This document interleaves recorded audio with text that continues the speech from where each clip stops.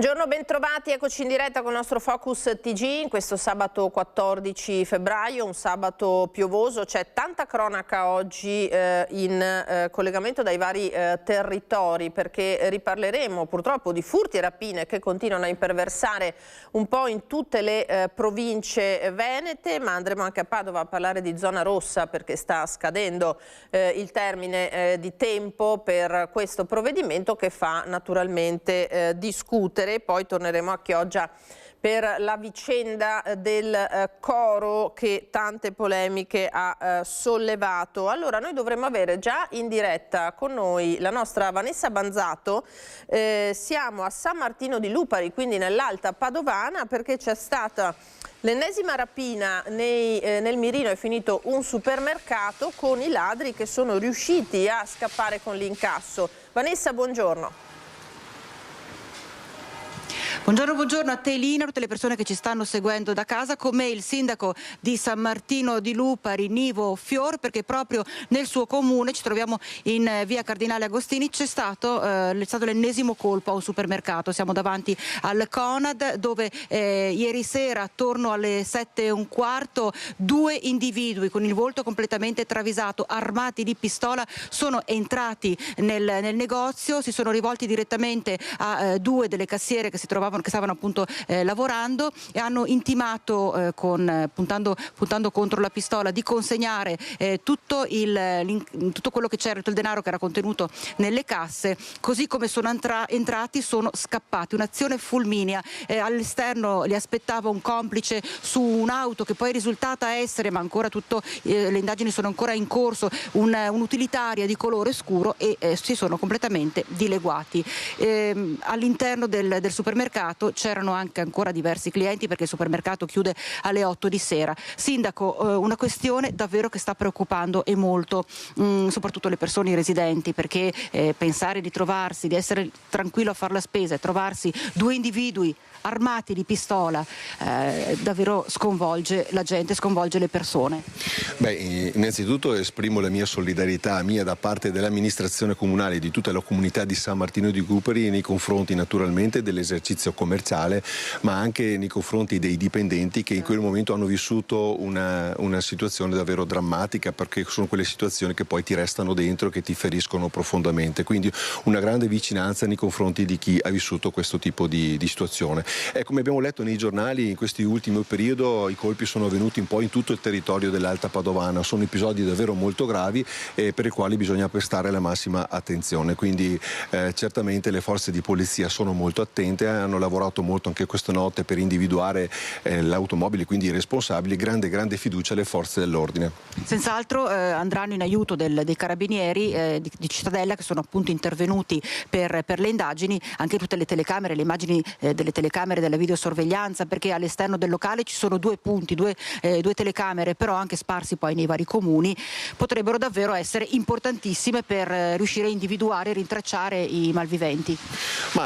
Questa amministrazione da subito ha voluto puntare sulle telecamere implementandole. È un lavoro continuo che parte da anni, perché innanzitutto il dialogo con le forze dell'ordine, con i carabinieri, insomma con chi interviene, è sempre costante, perché la conoscenza del territorio è fondamentale per capire come si muovono questi soggetti, questi malviventi, ma anche per capire un po' quali sono le situazioni. Dall'altra parte le telecamere sono un mezzo indispensabile per poter controllare il territorio, dalle targa system più altre telecamere. È un lavoro di anni che stiamo implementando e che sono messe a disposizione proprio alle forze dell'ordine, e mi auguro che questo lavoro sinergico, queste telecamere e anche questo lavoro continuo, perché i carabinieri della compagnia di Cittadella guidata dal maggiore Cavenaghi con il nostro comandante John Vento, che è sempre sul territorio a pattugliarlo, io ho grande fiducia che questo furto, questa rapina sia assolutamente questi malviventi possano essere catturati e che possano poi scontare la giusta pena. Siamo stati all'interno del supermercato per sentire proprio anche la direttrice del negozio, però ci hanno chiesto di non parlare perché ancora sono davvero turbati, così come turbati sono anche i clienti che in quel momento erano presenti. Adesso dicevamo le indagini sono in corso, quindi si cercherà e si spererà davvero di riuscire a raggiungere e identificare i due, anzi 3 malviventi, perché c'era anche il complice in macchina, che hanno messo a segno l'ennesima rapina. Per il momento, Lina, da San Martino di Lupari è tutto, ti ricedo la linea. Grazie a Vanessa Banzato, Andrea Benetti, grazie naturalmente al sindaco Fior per questo collegamento. Allora, noi tra non molto torneremo a parlare in questo caso di furti in casa con la nostra Francesca Bozza da Ponzano Veneto. Nel frattempo andiamo a vedere quello che è successo in via Longhin a San Cipriano di Roncade, una zona questa davvero senza pace questo inverno. Nel tardo pomeriggio di 2 giorni fa i ladri sono tornati a colpire in un'abitazione. I loro movimenti sono stati seguiti dai padroni di casa attraverso le telecamere interne. San Cipriano di Roncade, la strada presa di mira per l'ennesima volta dai ladri è sempre la stessa, via Longhin. Eccoli i malviventi in azione, riprese dalle telecamere interne di un casolare. L'orario segna le 18:33. Nel primo video si vede uno dei due scavalcare una finestra dopo aver rotto il chiavistello del balcone e aver forzato l'infisso. Nell'inquadratura entra una seconda persona, entrambi hanno in mano una torcia. Mentre uno gira tra le stanze del primo piano, l'altro apre i cassetti dei mobili nella sala da pranzo. Passano diversi minuti, i banditi travisati ricompaiono ripresi da un'altra telecamera installata sulle scale. Il primo a salire tiene una seconda torcia in bocca, dietro di lui il complice che nell'affrontare i gradini scivola a causa delle scarpe infangate. Mentre la coppia è in azione, a seguire i suoi movimenti i padroni di casa usciti appena un quarto d'ora prima che l'allarme entrasse in azione segnalando l'effrazione. Potrebbe essere stato proprio questo a mettere in fuga i due, come si vede nelle immagini mentre velocemente scendono le scale per scappare. Le telecamere sono partite in concomitanza con lo scatto dell'allarme e abbiamo potuto appunto vedere che effettivamente c'era qualcuno all'interno. E l'allarme li ha messi in fuga? Sì, esatto, infatti sono stati pochissimo, proprio sia perché non hanno trovato nulla probabilmente, perché non abbiamo nulla, sia perché appunto c'era l'allarme che continuava a suonare. A quel punto Martina chiama i carabinieri che in pochi minuti arrivano sul posto, ma dei due banditi non c'è più traccia. Gli spostamenti dei malviventi erano già stati notati dai vicini. Siamo stati appunto contattati anche da dei vicini per dirci che avevano visto delle torce appunto nella nostra proprietà e insomma, però c'erano già i carabinieri quando purtroppo ci avevano chiamato insomma per avvertirci. Dopo il colpo nell'abitazione di Martina, i due sono stati visti allontanarsi e, come segnalato anche sulla pagina Facebook di Furti in Corso, scavalcare i cancelli di altre abitazioni. Anche i carabinieri ci hanno informato che in altre abitazioni qui vicino, sempre in via Longhin, sono stati avvistati sempre, immagino, le stesse due persone. Un incubo senza fine per i residenti di via Longhin che da tempo si sono dotati di luci con sensori di movimento, sistemi d'allarme, telecamere che, come nel caso di Martina, hanno permesso di evitare che i ladri portassero a termine il loro piano. E ladri in casa anche a Susegana. Si sono trovati di fronte i figli dei proprietari, una ragazza di 14 anni, un bambino di 9, figlia maggiore che è riuscita a metterli in fuga. Dopo il coraggio però rimane un forte trauma in questi ragazzi giovanissimi. A raccontarlo è la mamma, la farmacista del paese. I miei figli sono stati bravissimi, ma dice c'è tanta rabbia. Impauriti, non si muovono più in autonomia da una stanza all'altra, di casa loro. La notte diventa complicata addormentarsi. Il piccolo ha gli incubi, stanotte durante la nottata l'ho sentito urlare andate via, quindi vuol dire che lui ci pensa e ripensa. Racconta lo stato d'animo dei figli Lorenza Putrino, mamma della ragazza di 14 anni e del bimbo di 9 che nel primo pomeriggio di mercoledì si sono trovati faccia a faccia con i ladri dentro casa. Non sono nemmeno le 15 in via Zanchetta, Susegana, quando almeno 2 soggetti entrano nella proprietà, prima scavalcando il cancelletto principale, poi forzando la porta sul retro. Da qui l'irruzione in cucina. Fratello e sorella sono sempre al piano terra, si trovano a pochi metri in soggiorno. Con loro c'è il cagnolino Oliver. Una volta entrati dentro, il cane ha iniziato ad abbaiare e i ragazzi si sono avvicinati e la grande, la maggiore, di 14 anni, ha avuto la prontezza e la freddezza di guardarlo dritto negli occhi e in questo modo sono scappati. Ora, esattamente cosa sia passata nella testa di sti delinquenti non lo so, però sono scappati per fortuna. e poi ha allertato immediatamente il 112. I delinquenti se ne vanno in macchina, forse un'auto bianca di grossa cilindrata, non si sa se ad attenderli ci sia un terzo soggetto. La cosa brutta è che alle 2:30 del pomeriggio questi sono entrati col passamontagno vestiti di nero, senza problemi, senza farsi pudori di nessun tipo, e quindi sì, insomma, è stato una brutta mezz'ora. Forse la famiglia veniva spiata da tempo e i delinquenti pensavano di non trovare nessuno in casa. La stessa Lorenza, farmacista susegana, era uscita da poco per recarsi a un funerale nella zona di Breda. È qui che la raggiunge la telefonata della figlia. Mi è crollato il mondo e sono ovviamente tornata subito a casa. Mi è sembrato il viaggio più lungo che avessi mai fatto nella mia vita. Sa cosa che mi fa arrabbiare tanto? Che non si può fare nulla. Anche venissero presi, catturati, anche i carabinieri hanno le mani legate, e questo fa rabbia perché gli dà l'autorità di pensare che possono fare quel che vogliono, perché tanto sono liberi. Amarezza, delusione, ma anche gratitudine, con Lorenza che ringrazia sia i carabinieri intervenuti immediatamente che i vicini di casa, anche loro allertati dalla donna nel viaggio di rientro. È stata un'esperienza veramente dura per i miei ragazzi, ma sono stati bravissimi. Hanno avuto coraggio. Moltissimo, sono molto fiera di loro.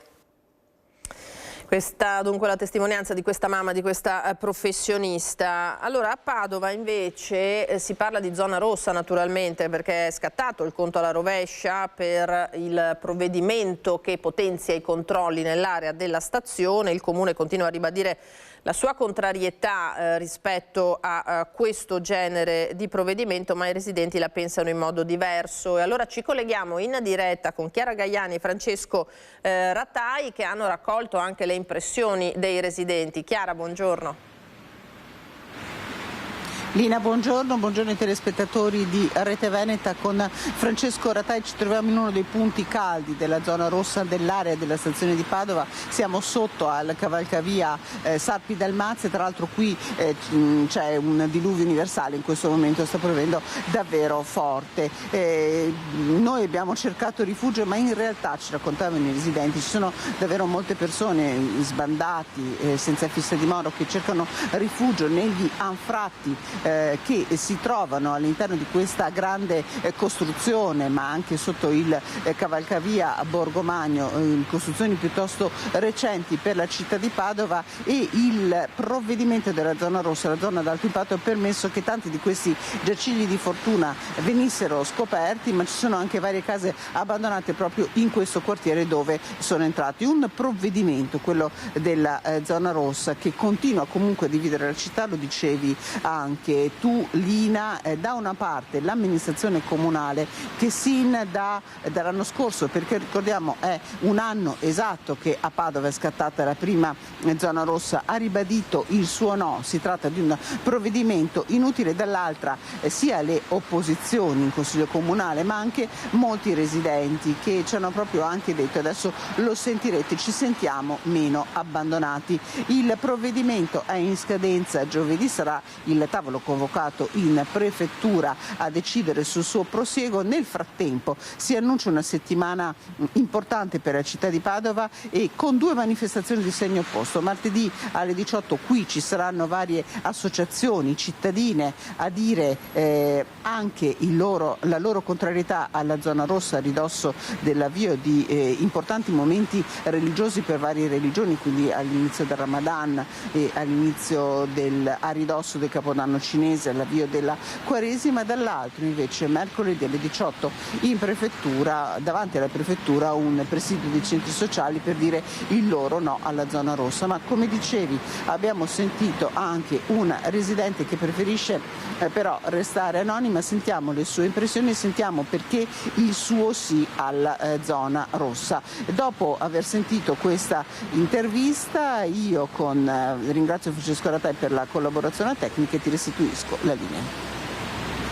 È un provvedimento che secondo noi funziona perché permette una perlustrazione. Anche ieri c'erano carabinieri qui in zona che sono andate a perlustrare la zona sotto il cavalcavia Sarpi Dalmazia, dove chiaramente c'è modo di poter, ne parlano anche i vari interventi che hanno fatto le forze dell'ordine, la gente trova ricovero. E che si era già detto anche in fase solo di progettazione del cavalcavia che si tenesse presente la criticità della zona, evitando un discorso di poter bivaccare sotto, mettendo magari, rete elettrosaldata, mettendo delle barriere o cosa. Si doveva già capire che è un ricettacolo di persone senza tetto. La prima cosa è poter andare a dormire sotto il cavalcavia.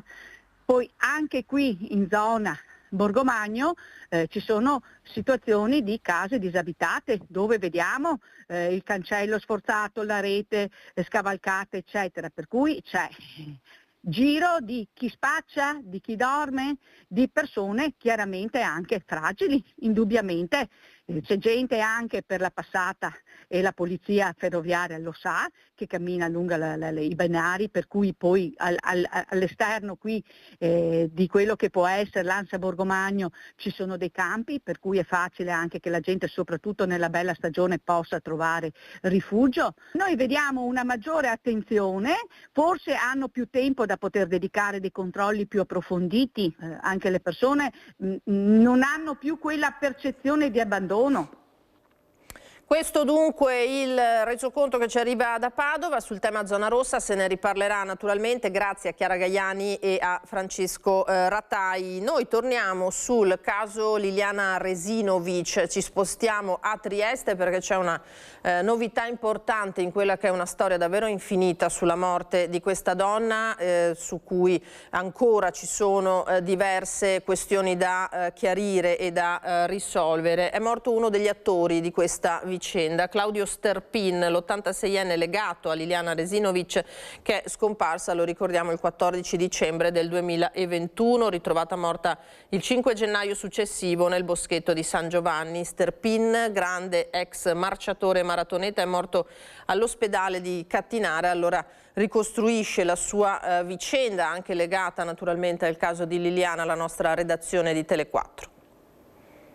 E lo ripeto oggi, un'associazione a delinquere ha ammazzato Liliana. Le modalità devono essere scoperte dalla procura. Claudio Sterpin è morto nella notte di San Valentino. Ci piace pensare che non sia un caso, ma che l'86enne si sia ricongiunto con l'amata Liliana Resinovic proprio nella giornata dedicata agli innamorati. La donna, conosciuta in gioventù, a cui ha dedicato l'ultima parte della sua vita, lottando strenuamente a tutti i livelli per ottenere verità e giustizia sulla sua morte. Tornando più volte con la nostra troupe sul luogo del ritrovamento del cadavere della 63enne nel boschetto di San Giovanni, dove anno dopo anno continuava a portare un fiore. Era stato lui l'ultimo a sentirla il 14 dicembre del 2021, pochi minuti prima che sparisse per sempre. Se torchiando Sebastiano, lui sa tutto quello che è successo a Liliana. È una mia impressione, ma sono convintissimo di avere ragione.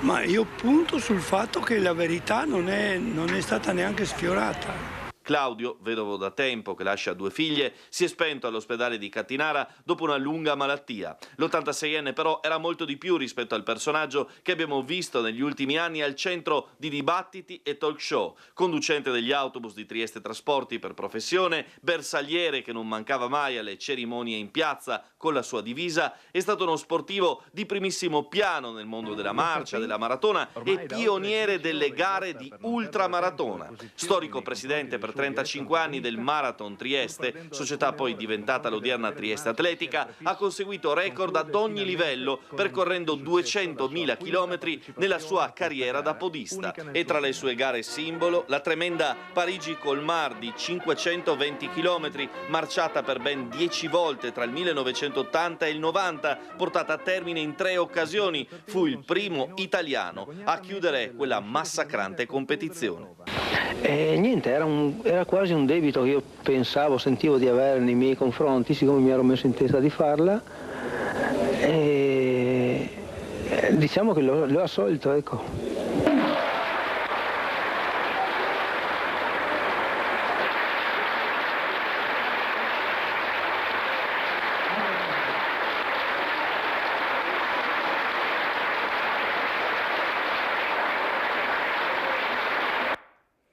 La morte dunque di Sterpin, ricostruita la sua vicenda, lo avete sentito dai colleghi di Tele 4, ne riparleremo nei telegiornali di questa sera anche regionali. Allora noi adesso apriamo una parentesi su un caso che sta montando naturalmente, torniamo a Chioggia, siamo in diretta col nostro Filippo Foisca e con Sandro Ponchio perché fa davvero discutere non poco, pioggia di reazioni per il brano neofascista cantato a scuola, indagini del Ministero, interrogazione in regione, insomma una bufera. Filippo, buongiorno.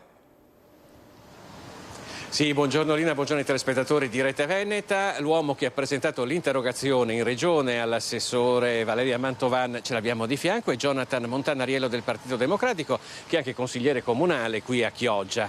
Montanariello, lei prima che entrassimo nel merito ci voleva tenere a ribadire qual è la posizione sua e del suo partito per quello che riguarda le foibe.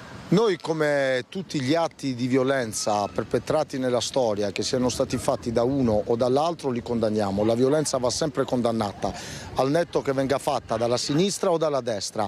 E noi, quando si è trattato di discutere anche provvedimenti riguardanti le foibe, non c'è mai stata una contrapposizione ideologica all'interno del Consiglio regionale. Anzi, vorrei ricordare che alla giornata commemorativa delle foibe, gli esponenti del centro-sinistra, io per primo, siamo sempre tutti presenti. Riconosciamo il valore della tragedia storica. Ecco, quello che non vi è andato bene invece è stata l'esecuzione di questa canzone che si intitola Di là dall'acqua, di un gruppo che si chiama Compagnia dell'Anello, che è un gruppo che si è formato a Padova a metà degli anni 70, dichiaratamente neofascista. Quando l'avete sentita, io lo anticipo anche ai nostri telespettatori, noi abbiamo sentito la preside dell'istituto Pascoli Galilei che ci ha detto beh, ma l'avevamo cantata anche l'anno scorso. Diciamo che questo problema ha radici profonde. Intanto ognuno può cantare quello che vuole, ma le istituzioni sono di tutti, di chi vota, di chi non vota, di chi è di destra e di chi è di sinistra, e quindi nelle istituzioni ci vuole rispetto ed equidistanza. Dopo ci troviamo che questo sindaco un paio di anni fa, durante il 25 aprile se non erro, la banda cittadina aveva suonato Bella Ciao e come compenso non è stata più chiamata l'anno successivo, perché Bella Ciao, canto di valore culturale, ricordiamoci che partigiani erano monarchi, socialisti, repubblicani, quindi dice no, bisogna vedere che è un canto comunque che appartiene a un segmento di dibattito politico e non si sa per quale motivo, fatalità, la banda non è stata più chiamata.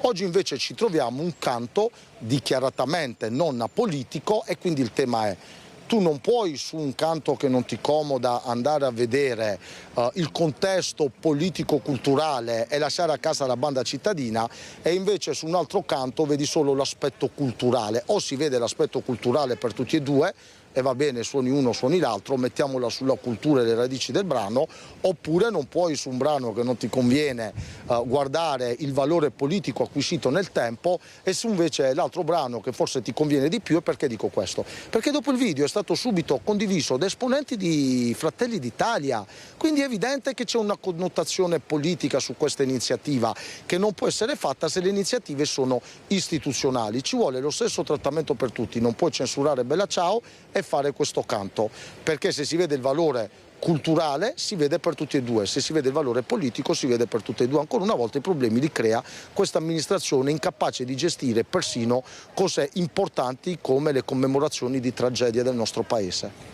Noi tra l'altro ieri abbiamo sentito anche il sindaco di Chioggia, Mauro Armelao. Ora, in attesa di sentire che cosa risponderà l'assessore regionale Valeria Mantovani, e soprattutto di sapere che si sta muovendo il Ministero su questa vicenda, noi abbiamo sentito anche il direttore del centro scolastico regionale, il quale ha detto io aspetto di sapere che cosa dice prima di rilasciare dichiarazioni, di capire come si muoverà il Ministero e appunto che cosa... Mi permetta un inciso, perché c'è chi vuole strumentalizzare. Noi ringraziamo i bambini delle scuole per la loro partecipazione alla vita pubblica e nessuno ha mai attaccato i bambini, così come non rinneghiamo la tragedia delle foibe. Qua si tratta della gestione di una giornata della pubblica amministrazione, quindi nulla contro i bambini, che ringraziamo. Quindi il primo che dice che noi attacchiamo i bambini lo denunceremo pure, perché ci deve dimostrare dove li abbiamo attaccati, quindi che sia da monito. Quindi nessuno attacca bambini e nessuno nega quello che è successo. Si parla di una gestione di un'iniziativa pubblica. Grazie a Jonathan Montanariello, consigliere regionale e comunale a Chioggia per il Partito Democratico. La linea può tornare allo studio. Grazie Filippo Fois e Sandro Ponchio, grazie naturalmente a Jonathan Montanariello. Noi andiamo alla cronaca dalle strade adesso e partiamo dall'incidente che si è verificato questa mattina lungo la superstrada pedemontana veneta. Siamo all'altezza di Povegliano nella Marca Trevigiana e davvero si è rischiato grosso. Alle 5:50 è arrivato l'allarme ai soccorritori, incidente che è ancora al vaglio per quanto riguarda le cause delle autorità. Un'autovettura alimentata a GPL con 5 giovani a bordo, la vedete, è uscita di strada prendendo immediatamente fuoco dopo l'impatto. La violenza dello schianto è stata tale da provocare il distacco del serbatoio del carburante, ritrovato dai soccorritori a diversi metri di distanza dalla scocca del veicolo avvolto dal fuoco. 5 uomini sono arrivati da Montebelluna supportati da un'autobotte. Allora, all'interno del veicolo c'erano 5 giovani stranieri che però sono riusciti a uscire autonomamente dalla macchina, praticamente illesi, ma si è davvero, lo vedete benissimo, rischiato moltissimo. La polizia stradale si è occupata poi della gestione della viabilità. L'insidia maggiore è stato il serbatoio di GPL che i pompieri hanno lavorato per naturalmente mettere in sicurezza, perché staccatosi nell'impatto poteva naturalmente esplodere e quindi è stato isolato e monitorato. Purtroppo è finita diversamente ieri pomeriggio a San Polo di Piave. Parliamo di un altro incidente stradale che si è trasformato in un dramma nello scontro frontale tra un camion e un'auto. Una donna di 77 anni ha perso la vita. Possibile che l'anziana sia stata colta da un malore prima dell'impatto.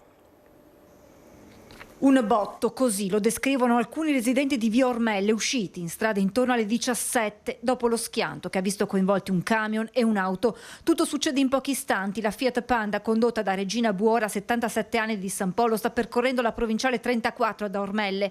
All'altezza della rotatoria di Via Romana, a pochi passi dal consorzio agrario, lo scontro frontale contro il mezzo pesante di una ditta di autotrasporti conto terzi di San Stino di Livenza che viaggia nella direzione opposta. Sui due veicoli evidenti i segni del violentissimo urto. Immediato sul posto l'arrivo dei vigili del fuoco di Conegliano e Motta e dei sanitari del Somdio d'Erzo che hanno soccorso l'anziana, ma nonostante i tentativi di rianimarla, per la pensionata non c'era più nulla da fare. Illeso ma sotto shock il conducente del camion, 45 anni, di origini rumene, da 23, dipendente dell'azienda veneziana. L'uomo, che stava rientrando dopo alcune consegne, ha raccontato che era praticamente fermo quando ha visto l'appunto venire contro il suo mezzo.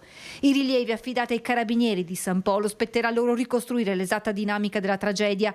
Tra le ipotesi quella che la vittima possa essere stata accolta da malore, perdendo così il controllo dell'utilitaria. Dalle prime ricostruzioni appunto sembra che si tratti appunto di una non di una distrazione o altro, ma di una situazione fortuita che ha purtroppo causato poi questo incidente. Vedova da alcuni anni, Regina Buora era molto conosciuta e apprezzata a San Polo per il suo impegno nel mondo del volontariato e delle Pro Loco di cui faceva parte. Era una signora che era molto attiva anche con la Pro Loco del paese, collaborava anche in cucina direttamente, quindi si è sempre data da fare per la comunità. In Via Ormelle è arrivata anche la figlia di Regina Buora insieme ad alcuni familiari stravolti dalla tragedia. Va a loro il pensiero del sindaco. A nome mio e di tutta l'amministrazione porgo il più profondo cordoglio per la scomparsa appunto della signora, a tutta la famiglia. Questo dunque il cordoglio del Comune. Allora, ve l'avevo annunciato all'inizio della nostra diretta parlando di furti in casa. Andiamo a Ponzano Veneto, perché per parlare di questa piaga c'è la nostra Francesca Bozza insieme a Tommaso Migot, perché purtroppo anche in quel territorio non finiscono gli episodi di effrazioni o di furti effettivamente poi consumati. Francesca. Sì, buongiorno Lina, buongiorno ai telespettatori. Hai detto bene tu, è una lista che si allunga di giorno in giorno, quella dei territori presi di mira dai ladri. Questa volta ci troviamo a Ponzano, sono entrati in scena ieri sera intorno alle 19:30, probabilmente stavano controllando, monitorando gli spostamenti dei residenti, hanno aspettato che la coppia che vive in questa abitazione uscisse per entrare in azione. Hanno preso una scala che si utilizza per i lavori, l'hanno appoggiata ad una grondaia migliaia sono saliti attraverso le terrazze al primo piano e hanno iniziato, come spesso succede, dalla zona notte, mettendo tutto a soqquadro, aprendo cassetti e armadi in cerca di oro e bigiotteria. È stato portato via davvero di tutto. Non contenti sono scesi qui al primo piano in uno stanzino e utilizzando degli attrezzi che tra pochissimo Tommaso Migotta vi farà vedere, hanno letteralmente sradicato la cassaforte. Con noi c'è il proprietario di casa che si è reso disponibile a raccontarci quanto accaduto, ha chiesto però di non essere inquadrato, lui come la moglie ancora naturalmente, come potete immaginare, sotto shock. Io ho detto che è stata letteralmente sradicata la cassaforte, vediamo anche gli attrezzi utilizzati. Sì, basta guardare cosa hanno usato, attrezzi da una mazza che si usa sui cantieri edili e uno scarpello fatto a mano. Un cacciavite molto lungo che fa davvero impressione. Un cacciavite lungo, che quello è mio. Purtroppo si sono serviti anche della mia attrezzatura per aprire la cassaforte. E sono spariti i ricordi di una vita? Sì, purtroppo sì, sono spariti i ricordi dal 94 che ho conosciuto mia moglie fino a ieri sera. Purtroppo la nostra gioventù è andata in fumo. C'è più rabbia o più dolore per questi ricordi spariti? Rabbia c'è sempre, perché entrano nella tua proprietà privata. Non vorresti mai che li trovi dentro, perché tu non sai mai come reagire. Conoscendomi avrei reagito perché mi conosco e avrei fatto di tutto per salvaguardare la mia proprietà. Per quanto il dolore di mia moglie, perché ha perso tutti i nostri ricordi da amorosi a 50 anni e tutto quello che va assieme. Siete riusciti a dormire stanotte? Come si fa a dormire? Quando che ti entrano gente estranea dentro casa, come fai a dormire? Cambia la vostra vita da oggi? Logicamente ti adegui a nuovi sistemi, devi salvaguardare la proprietà, si userà altri sistemi, ormai siamo stati segnati e speriamo che non accada più in futuro. E almeno non ci troveranno impreparati stavolta, lo prometto. C'è il rischio però poi di farsi male, che diventi una sorta di giustizia fai da te? Giustizia fai da te, se nessuno fa niente. Chiaramente lo stato d'animo è quello di tutte le vittime dei furti, questo misto tra rabbia e tanta paura. Probabilmente i ladri non sono riusciti a portare a termine fino in fondo il loro piano, perché il signore è stato contattato da un vicino che gli ha semplicemente chiesto: sento dei rumori provenienti dalla tua casa, ma voi siete presenti? Quando lui gli ha detto di no, i vicini sono usciti in strada, sono venuti a controllare. Questo probabilmente ha disturbato i ladri, che poi sono stati visti scappare tra le abitazioni e tra i campi da altri residenti. Si parla di 3 uomini incappucciati, vestiti di nero, che probabilmente qui in zona hanno colpito prima di venire qui. Io ringrazio davvero il signore per essersi reso disponibile a raccontarci questo incubo vissuto da Ponzano con Tommaso Migotta. La linea può tornare a te. Grazie a Francesca Bozza, Tommaso Migotta, grazie a questo cittadino. Naturalmente i racconti non sono spesso e volentieri uguali, simili uno con l'altro, ma i sentimenti naturalmente sono propri delle persone. In questo caso avete sentito davvero lo sconforto di questo signore, di questa coppia. Noi ci fermiamo adesso per qualche istante di pubblicità, torniamo tra pochissimo perché abbiamo davvero tanti altri fatti di cronaca da raccontarvi.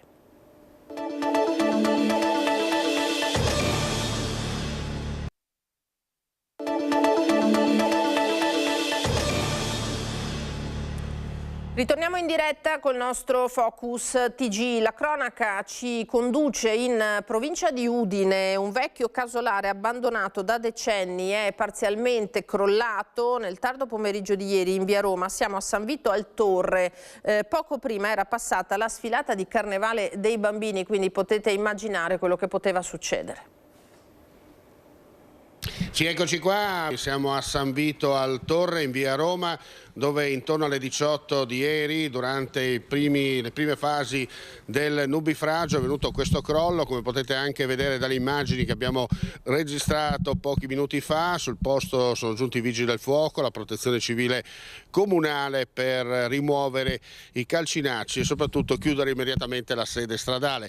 Strada che è chiusa, è interdetta al traffico, un centinaio di metri. Via Roma tanto è la via principale, l'arteria principale che porta poi verso la sede municipale e la piazza. Per fortuna, dobbiamo dire subito, nessuna persona è rimasta coinvolta durante il crollo. Si tratta di un casolare tipico del Friuli contadino rurale, abbandonato da tempo, che causa le intemperie meteorologiche e il giocoforza insomma ha iniziato a collassare su se stesso. Chiaramente, ripetiamo, la strada è chiusa al traffico, ci sarà da capire poi i tempi tecnici della sua riapertura. Pochi minuti fa abbiamo raccolto la testimonianza diretta del sindaco di San Vito al Torre, Gabriele Zanin. Allora io lancio la sua intervista e poi passo la linea allo studio. Intorno alle 18 ieri c'è stato questo crollo, però mi stava raccontando, sindaco, fuori camera, come si dice in gergo tecnico, che pochi istanti prima, possiamo dire, era passato anche il corteo dei bambini per la festa di Carnevale, no? Sì, in realtà qualche ora prima è passato un corteo di bambini delle nostre scuole dell'infanzia e della scuola primaria proprio su questa strada, vestiti di maschera, perché tradizionalmente sappiamo che il periodo è quello giusto. E in realtà il crollo è avvenuto verso le 16, 15:30, 16. Per fortuna in quel momento non passavano veicoli né pedoni.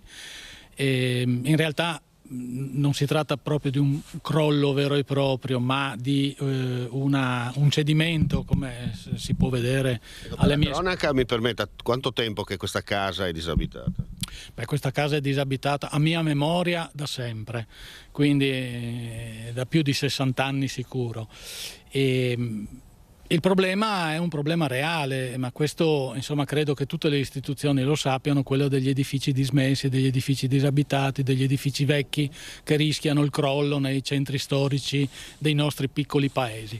E bisognerà trovare delle soluzioni in qualche modo e soprattutto fare degli appelli alle proprietà che ogni tanto verifichino lo stato di sicurezza delle loro proprietà, dei loro edifici. Ecco, possiamo dire che siamo andati proprio vicini, no? Adesso per fortuna tutto è finito bene, quello che finisce bene, però siamo andati veramente per un pelo, no? Possa raccontare una tragedia. Direi proprio di sì. Per fortuna il crollo non è stato definitivo e questo ha fatto in modo di evitare possibili tragedie e per fortuna, come ho già detto prima, nel momento in cui si è verificato il cedimento non c'era passaggio né di veicoli né di pedoni. Ecco, chiaramente l'arteria, questo tratto rimarrà chiuso fino a quando sarà tutto messo in sicurezza. Allora sì, ovviamente, anche perché come si può vedere il rischio è veramente reale. Ho sentito la proprietà proprio qualche minuto fa al telefono e pare che ci sia la possibilità che proprio lunedì arrivi una ditta specializzata a mettere in sicurezza la zona, quindi spero di riaprire la strada da martedì in poi, ecco. Così il nostro Marco Stantini con il suo ospite, grazie naturalmente ai colleghi di Udine. Noi torniamo sul gravissimo infortunio sul lavoro che si è verificato invece ieri a Motta di Livenza con un uomo che ha perso la mano destra mentre stava lavorando su una pressa. L'incidente in un'azienda agricola, le indagini sono in corso.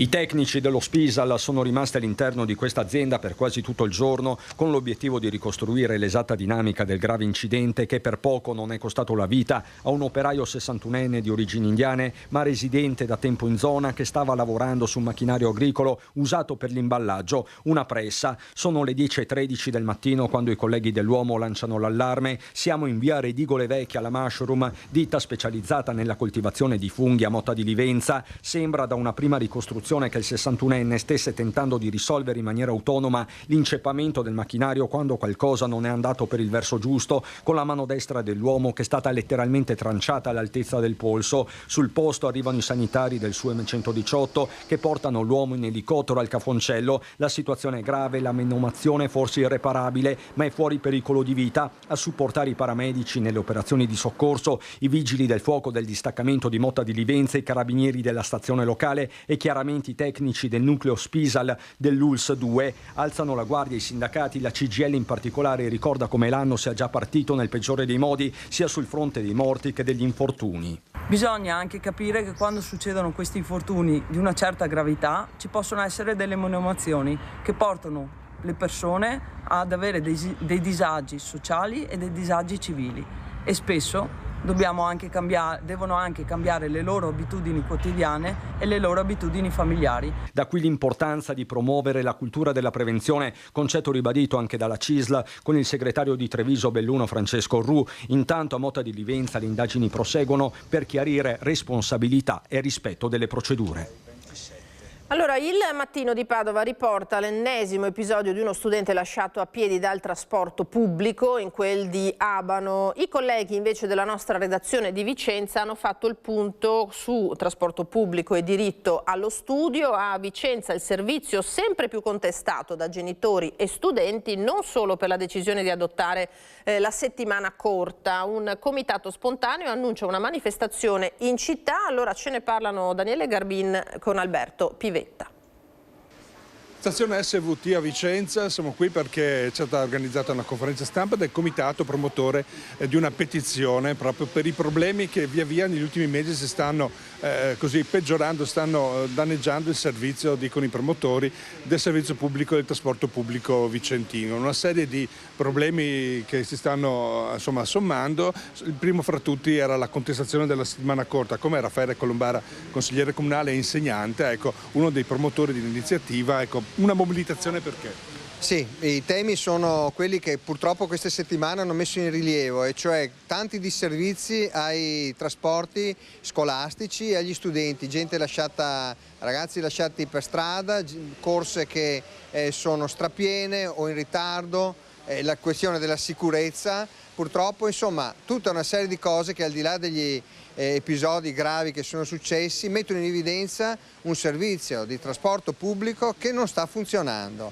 Allora noi insieme ai genitori che spontaneamente si sono trovati abbiamo dato vita a una petizione che è ancora online e che si può ancora firmare. Abbiamo detto bene, è il momento anche di parlare e chiedere un'interlocuzione diretta con chi ha la responsabilità, e quindi il 28 di febbraio ci troveremo tutti quanti qui. Chiediamo la partecipazione a tutti i genitori, i studenti, anche i docenti, per affermare che il servizio pubblico deve essere a servizio di chi va a scuola, di chi lo usufruisce, e non deve essere invece un'azienda che decide chi e come deve muoversi nella città. Non funziona così. Sentiamo anche una mamma che era presente nel comitato, lei è testimoniato, è mamma di due bambini, ecco la situazione dal suo punto di vista. Allora, la situazione dal mio punto di vista è che non trovo corretto che appunto un'azienda di trasporto pubblico sia andata a imporre il proprio orario di lavoro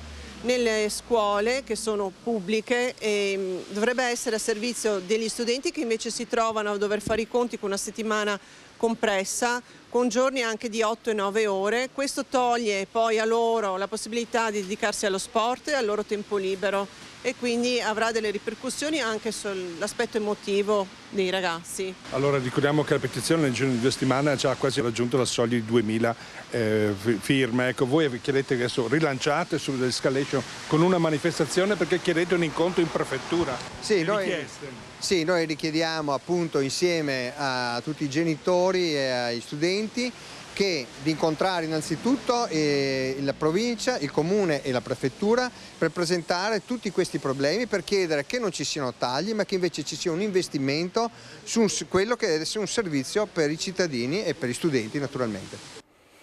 Olimpiadi, mentre continuano naturalmente anche a Cortina le gare e continua il suo corso questa Olimpiade, per Lindsey Vonn, ricoverata a Treviso, è stata purtroppo un'Olimpiade in negativo, ma con un video che ha postato sui social ha voluto fare il punto sulle sue condizioni, mostrandosi anche naturalmente in buono stato e anche sorridendo ai suoi fan.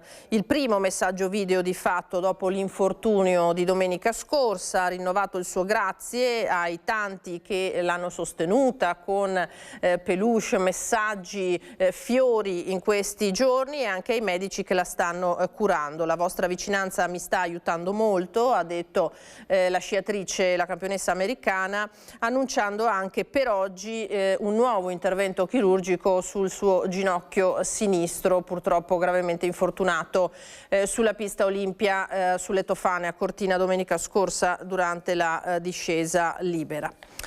Andiamo avanti con il tema stalking, perché ci sono 2 episodi importanti che la cronaca, 2 episodi gravi che la cronaca ci riporta. Braccialetto elettronico, intanto cominciamo da questo, per un 47enne di Vedelago che si è introdotto nell'abitazione della sua ex utilizzando una copia delle chiavi realizzata di nascosto. Aveva anche minacciato di diffondere video intimi della donna.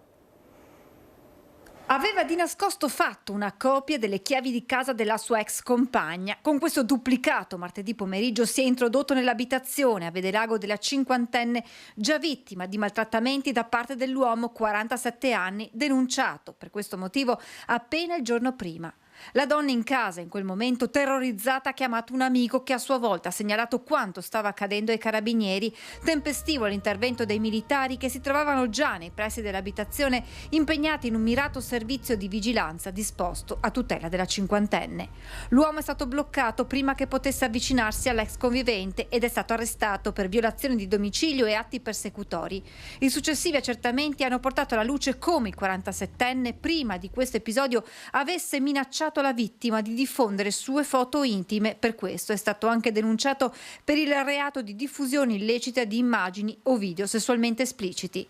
Il suo telefono è stato posto sotto sequestro. Lui stesso ha infatti ammesso di conservare nel cellulare le immagini oggetto delle minacce. L'uomo è stato posto agli arresti domiciliari. Nel corso dell'udienza la misura è stata convalidata, applicato anche il braccialetto elettronico con divieto di avvicinamento all'ex. La uccido, l'SMS con la minaccia di morte ai genitori della ex e la foto con la pistola sul suo profilo social. Un 36enne è stato fermato con divieto di avvicinamento. Siamo nel veneziano. La uccido. È il messaggio inviato dal 36enne di Eracleo di origine romena ai genitori della ex utilizzando il cellulare della donna, sua coetanea connazionale residente a Mosile di Piave, costretta a consegnarglielo sotto minacce di morte mentre si trovava al lavoro. Evidentemente è una persona con problemi, una persona che per fortuna ha mandato questo SMS e i genitori hanno saputo prendere i provvedimenti. Subito dopo sui social il 36enne ha pure pubblicato una foto della donna accostata a una pistola accompagnata da una canzone con il ritornello dal testo eloquente: non mi spaventa niente. Tra l'altro a ridosso del nostro patrono San Valentino, quindi la festa degli innamorati, è anche una cosa che colpisce maggiormente rispetto a quello che può accadere negli altri giorni. Sicuramente è una notizia inquietante, più che altro per la violenza con cui quest'uomo si è posto nei confronti della fidanzata. Un'escalation di minacce e persecuzioni che già lo scorso gennaio aveva fatto emergere il chiaro intento del 36enne. Le intimidazioni avevano portato la donna a denunciare tutto ai carabinieri di San Dono di Piave, facendo scattare l'indagine dei militari dell'Arma.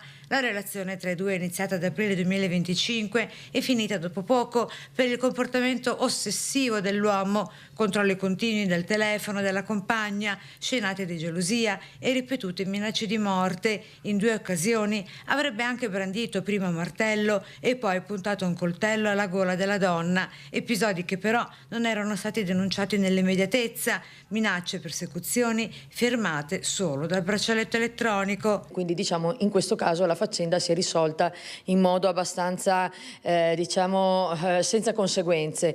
Adesso all'uomo verrà applicato il braccialetto elettronico con divieto di avvicinamento alla ragazza, quindi insomma in questo caso direi che le cose sono andate bene pur nella tragedia in sé. Un'escalation di violenza che riaccende l'allarme sui codici rosso attivati nel Portogruarese anche alla luce di quanto già accaduto alla comunità di Musile di Piave, funestata nel 2017 dal femminicidio di Maria Archetta Mennella, per tutti Mariarca, uccisa a 38 anni nel suo appartamento con 5 coltellate dall'ex marito. L'anno scorso ce ne sono stati circa una 50 in tutto il territorio nostro e quest'anno siamo già a circa una decina. È chiaro che sono dati impressionanti, se vogliamo, perché insomma è appena iniziato l'anno e già siamo a queste cifre.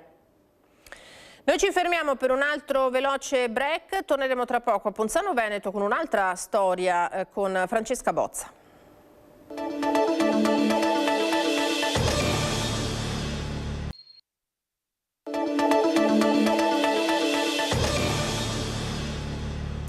Eccoci di nuovo da studio. Allora, a Ponzano Veneto vi dicevo con Francesca Bozza che ci racconta un'altra storia, il salvataggio con il defibrillatore di una barista colpita da malore da parte di un giovane farmacista. Francesca. Eccolo qui il defibrillatore, o meglio la scatola che fino a ieri all'ora di pranzo conteneva il defibrillatore. Questo l'apparecchio che è stato utilizzato da una farmacista che lavora qui nella farmacia San Francesco, siamo a Paderno di Ponzano, per rianimare una commerciante colta da malori. Tutto appunto accade intorno all'ora di pranzo. La donna ha 50 anni all'interno della sua attività quando il figlio si accorge che la madre è svenuta, è priva di senso. A quel punto corre qui in farmacia, sa che c'è un defibrillatore, chiede aiuto anche proprio per la preparazione degli stessi farmacisti. A quel punto la dipendente della farmacia prende il defibrillatore, corre verso l'attività commerciale e inizia a rianimare la donna. Massaggio cardiaco e l'utilizzo del defibrillatore. Sono minuti concitati, ma che permettono di tenere in vita la donna, che viene poi chiaramente soccorsa dai sanitari del SUEM, che sono stati chiamati nel frattempo, e trasportata all'ospedale Caffoncello. Le sue condizioni rimangono ancora gravi, è ricoverata in terapia intensiva, ma questo strumento è stato in quei minuti davvero fondamentale. Strumento che, chiedo a Tommaso Migotto di inquadrare anche la targa, è stato donato al comune, quindi a tutta la collettività di Ponzano, proprio dalla farmacia San Francesco. E allora qui con me ci sono il sindaco di Ponzano, Antonello Baseggio, il titolare della farmacia Luca, che insomma, quanto è importante uno strumento del genere e quanto è importante anche la formazione del personale per utilizzare questa tipologia di defibrillatori? Al giorno d'oggi è fondamentale, secondo me, avere all'interno del comune, quindi a livello per la popolazione, un apparecchio così importante per la salvaguardia della nostra vita. E la formazione è altresì importante. E noi come farmacia abbiamo i nostri ragazzi, le nostre farmaciste sono formate, ma è importante che anche il resto della popolazione venga informata e sia formata su questo, per cui tutti i corsi che vengono fatti al lavoro eccetera sono fondamentali non soltanto nell'ambito lavorativo ma soprattutto nell'ambito comune della popolazione, per cui è importante la formazione perché possono veramente essere utili per salvare vite.